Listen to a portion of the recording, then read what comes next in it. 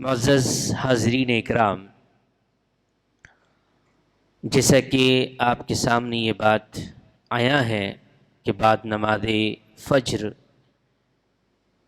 قرآن مجید کی کچھ صورتوں کے خلاصے پیش کیے جا رہے ہیں۔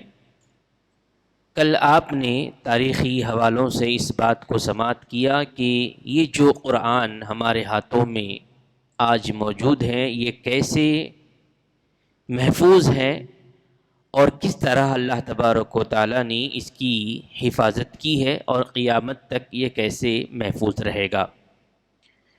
اس کے بعد سورہ نحل کی آیت نمبر 94 کے اور 98 کے حوالے سے یہ بات ہمارے سامنے آئی تھی۔ اللہ نے فرمایا کہ فَإِذَا قَرَأْتَ الْقُرْآنَ فَاسْتَعِذْ بِاللَّهِ مِنَ الشَّيْطَانِ الرَّجِيمِ، جب کبھی تم اللہ تبارک و تعالیٰ کی قرآن کتاب کو پڑھنا چاہو تو شیطان مردود سے پناہ چاہو۔ تو تعوذ یعنی اعوذ باللہ من الشیطان الرجیم کیوں ہم پڑھتے ہیں؟ اللہ کا حکم ہے، سورہ نحل کی آیت نمبر 98 میں یہ حکم ہم کو دیا گیا ہے۔ اور دوسری جو بات ہمارے سامنے آئی تھی کہ بہت سارے ایسے لوگ ہیں جو قرآن کی تلاوت کے ساتھ، اس کے سمجھنے کے ساتھ منہج کو جب انہوں نے چھوڑا اور شیطان مردود سے اللہ کی پناہ میں نہیں آئے تو گمراہی کے راستے پہ نکل گئے۔ کئی ایسے فرقے وجود میں آئے جو قرآن کو پکڑ کر یہ کہتے ہیں کہ صرف قرآن ہمارے لیے کافی ہے اور کسی چیز کی ہم کو ضرورت نہیں ہے۔ اس اعتبار سے جب کبھی آپ تلاوت قرآن کریں اعوذ باللہ من الشیطان الرجیم پڑھیں، یہ مستحب عمل ہے۔ اور اس کے ساتھ اللہ کے نبی صلی اللہ علیہ وسلم کی جو حدیث ہمارے سامنے آئی جس کے راوی حضرت معاذ بن جبل رضی اللہ تعالیٰ عنہ ہیں، وہ کہتے ہیں کہ اللہ کے نبی صلی اللہ علیہ وسلم نے ہمیں یہ تعلیم دی کہ تم یہ کہو اعوذ باللہ اللہم انی اعوذ بک من الشیطان الرجیم، اور اس کے بعد سورہ قرآن کی دوسری آیتوں سے یہ بات سامنے آتی کہ جب کبھی تم کوئی بھی کام کی ابتدا کرو تو بسم اللہ الرحمن الرحیم کے ذریعے ابتدا کرو۔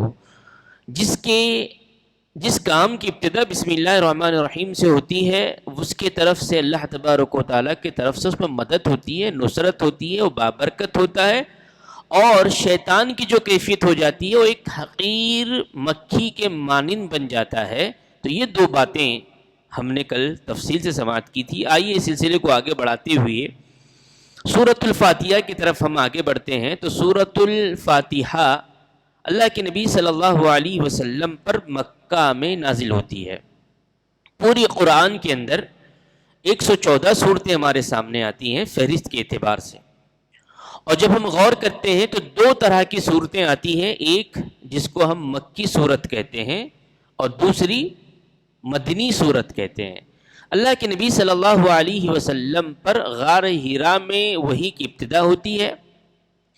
سورہ قدر کی آیت کی روشنی میں اس بات کا علم ہوتا ہے کہ اللہ تعالیٰ نے لیلۃ القدر میں قرآن کو اتارا ہے، اور سورہ بقرہ کی اور ایک آیت سے اس بات کا علم ہوتا ہے کہ اللہ تبارک و تعالیٰ نے ماہ رمضان میں اتارا ہے۔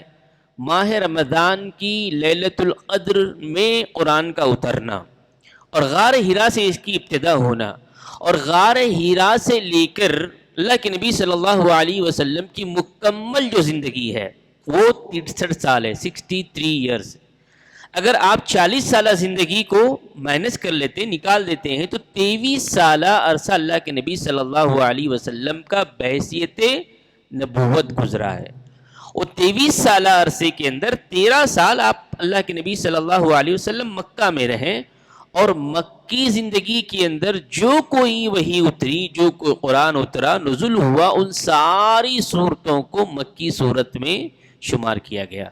اور اسی طرح جب اللہ کے نبی صلی اللہ علیہ وسلم مکہ سے ہجرت کر کر مدینہ آئے تو مدینہ میں آپ نے 10 سال اپنی زندگی گزاری، تو مدینہ کے اندر جو وحی اتری، جو قرآن کا نزول ہوا، ان صورتوں کو، ان آیتوں کو ہم مدنی صورتیں کہتے ہیں۔ تو دونوں کا پس منظر الگ الگ ہوتا ہے، مکی صورتوں کا پس منظر الگ ہے اور مدنی صورتوں کا پس منظر الگ ہے۔ انشاءاللہ آئندہ اس کی تفصیل میں آپ کے سامنے رکھوں گا۔ تو آئیے دیکھتے ہیں سورۃ الفاتحہ اللہ کے نبی صلی اللہ علیہ وسلم پر مکہ میں نازل ہوتی ہے۔ اس کے کئی نام اہل علم نے بیان کی ہیں. امام قرطبی رحمۃ اللہ علیہ کہتے ہیں تقریباً 12 ناموں کا تذکیر آتا ہے اس صورت کے ساتھ. سب سے پہلی جو نام آتا ہے الصلاۃ کا لفظ آتا ہے. الصلاۃ ہم جانتے ہیں عام طور پر نماز کو ہم کہتے ہیں. اس سے اس بات کا ہمیں علم ہوتا ہے اللہ کے نبی صلی اللہ علیہ وسلم نے فرمایا جس نے سورۃ الفاتحہ نہیں پڑھی اس کی کوئی نماز نہیں ہے. یہاں تک نماز جنازہ کے اندر بھی سورۃ الفاتحہ پڑھی جائے گی. ہم میں سے کچھ لوگ ہیں جو یہ کہتے ہیں کہ جنازے میں سورۃ الفاتحہ نہیں ہے. اگر آپ اس حدیث کا مطالعہ کریں گے تو اللہ کے نبی صلی اللہ علیہ وسلم نے فرمایا لمن لم یقرأ بفاتحۃ الکتاب، جس نے سورۃ الفاتحہ نہیں پڑھی اس کی نماز نہیں ہوگی. تو نماز جنازہ کے اندر بھی سورۃ الفاتحہ پڑھی جائے گی، بلکہ ہر نماز کی ہر رکعت میں سورۃ الفاتحہ ہوگی، اس کے بغیر کوئی رکعت قابل قبول نہیں ہوگی. اسی لیے اس سورے کا نام الصلاۃ بھی رکھا گیا ہے. اس کے ساتھ دوسرا جو نام آتا ہے وہ الحمد ہے، اور الحمد کے ساتھ فاتحۃ الکتاب ہے. قرآن کی تلاوت اس کی جو ابتدا ہوتی ہے اسی سورت سے ہوتی ہے، اسی لیے اس کو فاتحۃ الکتاب کہا گیا. فاتحہ کا معنی کیا ہوتا ہے؟ فاتحہ کا معنی ہوتا ہے اسٹارٹ کرنا، اوپن کرنا. تو قرآن جیسے ہم اسٹارٹ کرتے ہیں سب سے پہلی جو سورت آتی ہے سورۃ الفاتحہ، یعنی یہاں سے قرآن کی ابتدا ہو رہی ہے. اسی طرح اس سورے کا نام ام الکتاب آیا ہے، اور اسی طرح ام القرآن آیا ہے. امام ترمذی رحمۃ اللہ علیہ نے حضرت ابو ہریرہ رضی اللہ تعالیٰ عنہ سے یہ حدیث نقل کی ہے. ام القرآن، ام الکتاب اور سبع مثانی 3 نام آئے. ام کا لفظ آتا ہے ماں کے لیے، ماں کے لیے کہتے ہیں امی جان، اماں اور ام الکتاب ساری کتابوں کی کوئی ماں ہے یا پوری قرآن کا کوئی جڑ ہے تو وہ کون سا سورہ ہے؟ سورۃ الفاتحہ ہے. اس کو ام الکتاب کہا گیا. اسی طرح ام القرآن پوری قرآن کی اصل جڑ. اگر کوئی سورہ ہے، کوئی آیتیں ہیں تو یہ 7 آیتیں ہیں جس کو سبع المثانی بھی کہا گیا ہے، جو ہر نماز کی ہر رکعت میں 7 دفعہ یہ دہرائے جاتے ہیں. ہر آیت کو ہم ایک ایک حصے میں لے کر آتے ہیں اور اس کو پڑھتے ہیں. اسی طرح ایک اور نام اس کے ساتھ آتا ہے جس کو الشفا کہا گیا ہے. سورۃ الفاتحہ کو شفا کہا گیا ہے. امام بخاری رحمۃ اللہ علیہ نے حضرت ابو سعید خدری رضی اللہ تعالیٰ سے یہ حدیث نقل کی ہے کہ ایک سفر میں صحابہ کرام رضوان اللہ علیہ مجمعین نے ایک جگہ پڑاؤ ڈالا. شفا ہم جانتے ہیں کہ جب انسان بیمار ہو جاتا ہے تو شفا یابی کی دعا کرتا ہے، صحت مندی کی دعا کرتا ہے. تو اس صورت کو الشفا بھی کہا گیا. حدیث آتی ہے کہ ایک قبیلے کے سردار کی طبیعت خراب ہو جاتی ہے، یہاں تک کہ اس کو سانپ ڈس لیتا ہے اور وہ بے چین تڑپتا رہتا ہے. تو ایک صحابی آگے بڑھتے ہیں اور سورۃ الفاتحہ کو پڑھ کر دم کرتے ہیں جس سے اس کا زہر ختم ہو جاتا ہے. تو وہ قافلے والوں کو تحفتاً کچھ بکریاں وہاں کا سردار عطا کرتا ہے. اللہ کے نبی صلی اللہ علیہ وسلم کے پاس جب صحابہ آتے ہیں تو صحابہ کرام رضوان اللہ علیہ مجمعین سارا واقعہ سناتے ہیں. اللہ کے نبی صلی اللہ علیہ وسلم خوشی کا اظہار کرتے ہیں، کہتے ہیں کہ تمہارے حصے میں سے بھی میرا حصہ مقرر کرو. تو سورۃ الفاتحہ کو پڑھنے سے 3 دفعہ کا ذکر آتا ہے، 7 دفعہ کا ذکر آتا ہے، 5 دفعہ کا ذکر آتا ہے. اگر کہیں حصے میں جسم کے آپ کو درد ہے، تکلیف ہے، پریشانی ہے، بچے ستاتے ہیں، اعوذ باللہ، بہت ساری دعائیں آتی ہیں، اس میں سے ایک دعا اس کو کہا گیا جو سورۃ الفاتحہ ہے. تو شفا یہ نام آتا ہے، اس سے اللہ تبارک و تعالیٰ اس کے پڑھنے سے شفا عطا کرتا ہے. اسی طرح الوافیہ بھی نام ہے، کافیہ بھی نام ہے. اور اس کے شان نزول میں جو باتیں آتی ہیں وہ رکھتے ہوئے آگے بڑھوں. امام نسائی، امام مسلم اور دونوں نے اس حدیث کو نقل کیا جس کے راوی عبداللہ ابن عباس رضی اللہ تعالیٰ نے وہ بیان کرتے ہیں کہ اللہ کے نبی صلی اللہ علیہ وسلم کے پاس جبرائیل علیہ السلام موجود تھے. اس حدیث کو امام نسائی، امام احمد اور امام مسلم رحمہ اللہ نے اپنی کتاب میں نقل کیا. وہ بیان کرتے ہیں کہ اللہ کے نبی صلی اللہ علیہ وسلم کے پاس حضرت جبرائیل علیہ السلام تشریف فرما تھے. ایک زور سے آواز سنائی تھی آسمان سے.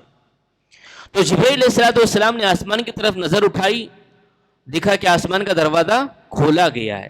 کہتے ہیں کہ آج سے پہلے میں نے ایسی کوئی آواز نہیں سنی ہے، اور آپ کے لیے آج اللہ تبارک و تعالیٰ نے 2 نور کی خوشخبری سنائی ہے.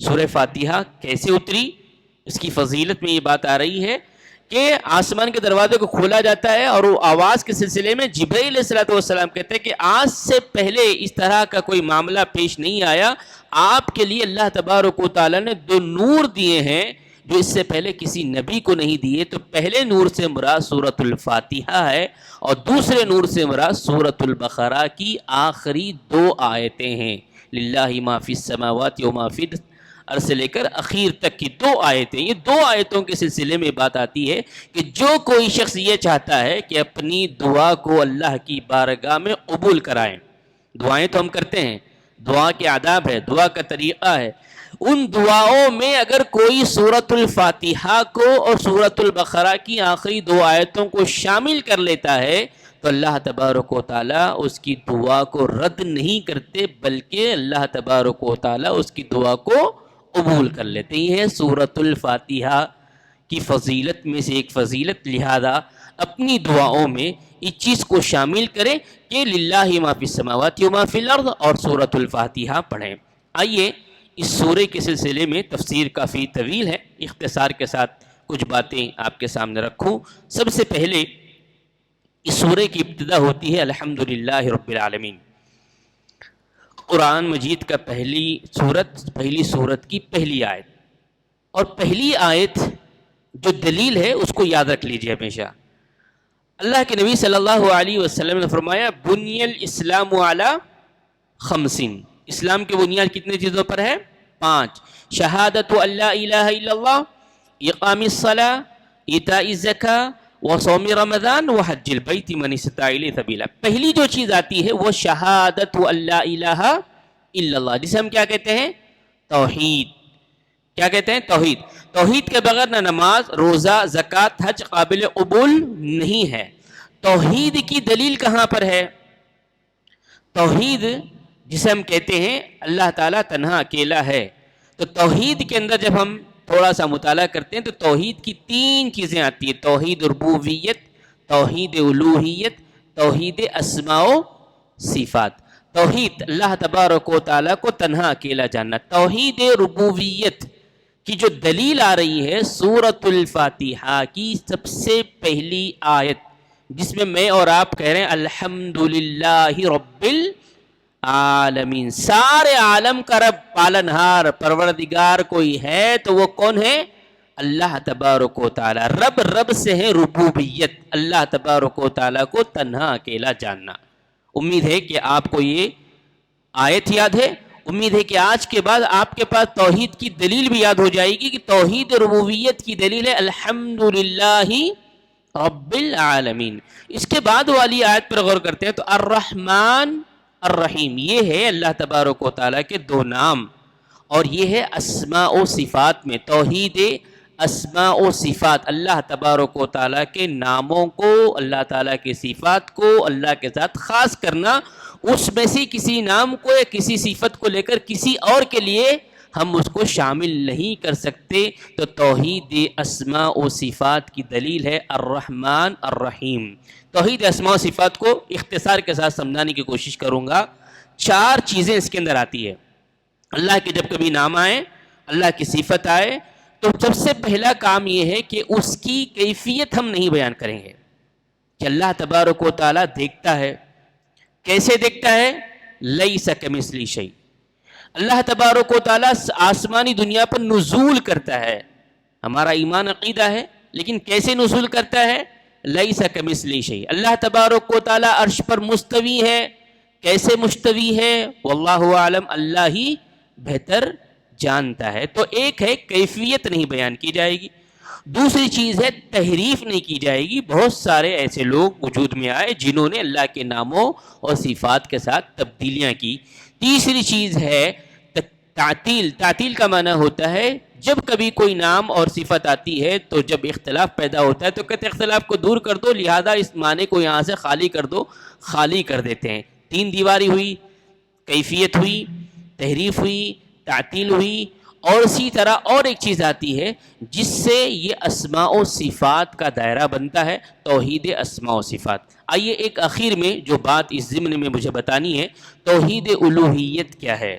توحید الوہیت، الوہیت ہے الہ سے الہ ہے یہ خالدی اور عبرانی زبان کا لفظ ہے جس کا معنی ہوتا ہے معبود، اور یہ نکیرہ ہے، کامن ناؤن ہے الہ، الف لام ہا۔ جب اس کو عربی زبان میں لایا گیا تو اس کے ساتھ الف لام لگا دیا گیا۔ آپ جانتے ہیں کہ ایک آرٹیکل کے ذریعے کسی عام چیز کو خاص کیا جاتا ہے۔ بک اگر آپ بولیں گے کامن کوئی بھی بک ہو سکتی ہے، دا بک جب آپ کہیں گے تو خاص بک ہو جائے گی۔ ایسے ہی الہ اگر ہم کہتے ہیں کوئی بھی الہ ہو سکتا ہے، کوئی بھی الہ، کوئی بھی معبود ہو سکتا ہے، لیکن جب ہم الف لام کے ساتھ پڑھتے ہیں تو یہی الہ اللہ، لفظ اللہ بن جاتا ہے، اور ہم اسی بات کا اقرار کرتے ہیں کہ لا الہ، کوئی الہ نہیں ہے۔ جتنے الہ ہے ان سارے الہوں کا ہم انکار کرتے ہیں۔ توحید ایک کلمہ توحید کے 2 ارکانات ہیں، پہلا رکن انکار کرنا، تو ہم سارے معبودوں کا انکار کرتے ہیں اور اقرار کرتے ہیں الا اللہ، اگر کوئی معبود ہمارا ہے جس کی ہم کو عبادت کرنی ہے تو وہ کون ہے؟ اللہ تبارک و تعالی۔ اسی سے الہ سے ہے الوہیت، الوہیت سے توحید الوہیت، جہاں پر ہم کہتے ہیں ایاک نعبد و ایاک نستعین، اللہ میں تیری ہی عبادت کرتا ہوں اور تجھ ہی سے مدد طلب کرتا ہوں۔ تو جتنی عبادتیں ہیں، زبانی ہو، دلی ہو، یا جسمانی ہو، یا مالی ہو، یا قلبی ہو، یہ ساری عبادتیں صرف اور صرف اللہ کے لیے ہوگی، اللہ کے علاوہ کسی اور کے لیے نہیں ہوگی۔ یہاں تک نماز کا ایک حصہ، ایک رکن جو سجدہ ہے، وہ سجدہ بھی اللہ کے لیے ہی ہوگا، اللہ کے علاوہ کسی اور کے لیے نہیں ہوگا۔ تعظیمی طور پر بھی سجدہ کسی کے لیے جائز نہیں ہے۔ اللہ کے نبی علیہ الصلوۃ والسلام نے فرمایا میری امت میں اگر سجدہ اللہ کے علاوہ کسی اور کے لیے جائز ہوتا تو میں یہ کہتا کہ ہر بیوی کو کہ وہ اپنے شوہر کے لیے سجدہ کریں، جبکہ اللہ کے علاوہ کسی اور کے لیے سجدہ نہیں ہے، تو تعظیمی طور پر بھی سجدہ نہیں کیا جائے گا، کیونکہ اللہ کی عبادت کے حصے میں سے ایک حصہ ہے جو اللہ کے لیے ہی ہوگا، اللہ کے علاوہ کسی اور کے لیے نہیں ہوگا۔ اگر کوئی کہتے ہیں کہ ہم سجدہ 7 اعضاء پہ نہیں کرتے، جھکتے ہیں، جھکنا بھی جائز نہیں اللہ کے علاوہ کسی اور کے سامنے، کیونکہ وہ الہ ہے، وہ خالق ہے، وہ مالک ہے۔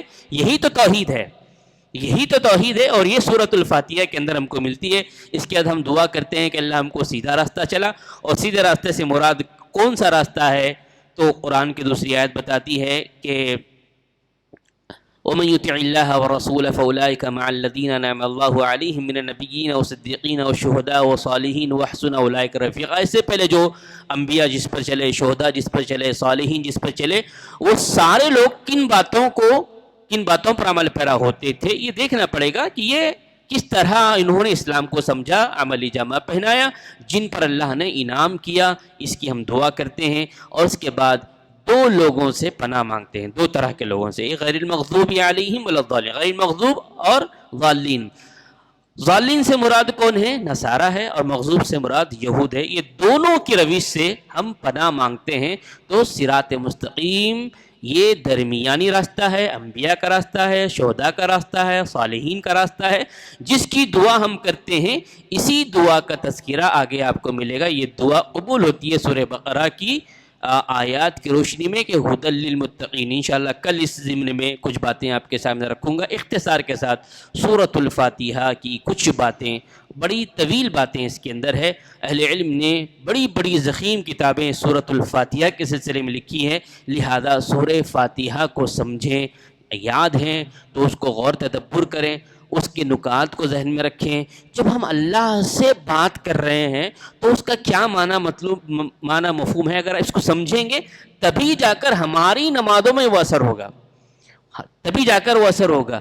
اگر ہماری نمازیں ہو رہی لیکن اثر ہمارے دلوں پہ نہیں، ہماری زندگیوں پہ نہیں ہے، تو اس کی وجہ یہی ہے کہ ہم نے قرآن کو صرف اس حد تک رکھا ہے کہ نماز کی حد تک پڑھ لیا جائے، چھوڑ دیا جائے۔ قرآن تدبر کے لیے اتارا گیا ہے، غور و فکر کے لیے اتارا گیا ہے، اور اس کے ساتھ اس کو سمجھ کے پڑھنے کے لیے اتارا گیا ہے۔ تو لہذا جتنی صورتیں آپ کو یاد ہیں ان صورتوں پر مطالعہ کیجیے۔ یہ موقع ہے رمضان کا، یہ تبدیلی کا موقع ہے، آپ کو وقت میسر آتا ہے، دل مائل ہوتا ہے، تقوی بڑھتا ہے، ایمان بڑھتا اور گھٹتا ہے، روزے کی کیفیت میں انسان کی کیفیت الگ ہوتی ہے۔ تو ایسی موقع کا فائدہ اٹھاتے ہوئے جتنی صورتیں آپ کو یاد ہے وہ کبوتری کہاں پر اتری، اس کا پس منظر کیا ہے، اس میں اللہ نے کیا حکم دیا ہے، یہ جب آپ سمجھیں گے تو آپ کی اور میری نمازوں میں وہ مزہ آئے گا، وہ خشوع خضوع پیدا ہوگا جس کو ہم تلاش نہیں کرتے ہیں، اور تلاش کرنے کی صورت یہی ہے کہ سب سے پہلے سمجھے۔ تو یہ کچھ باتیں اختصار کے ساتھ